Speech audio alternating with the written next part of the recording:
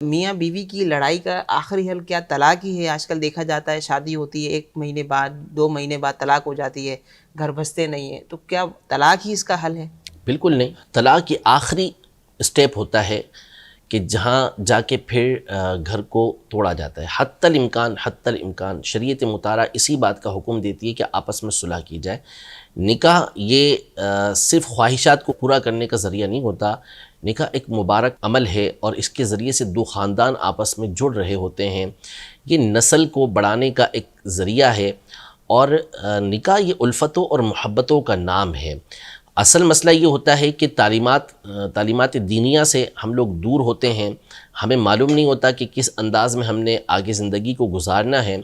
اور برائیوں کے ساتھ، اللہ کی نافرمانیوں کے ساتھ عمومی طور پر ہمارے یہاں عام طور پر شادی کا آغاز کیا جا رہا ہوتا ہے، جس کی وجہ سے پھر یہ نحوستیں آتی ہیں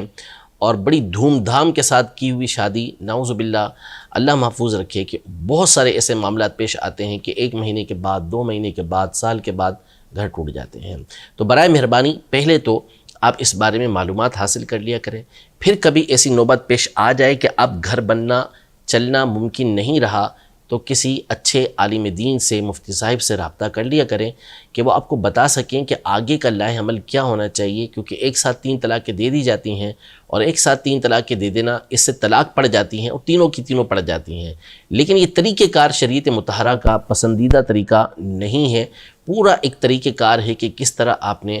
اگر بالفرض نوبت ایسی آ گئی ہے تو کیا کرنا ہے۔ تو اس کے لیے بہتر طریقہ یہی ہے کہ اپنے طور پہ کبھی بھی یہ قدم نہ اٹھائیں، بلکہ کسی معتمد عالم دین سے، سنی مفتی صاحب سے رابطہ کر لیں۔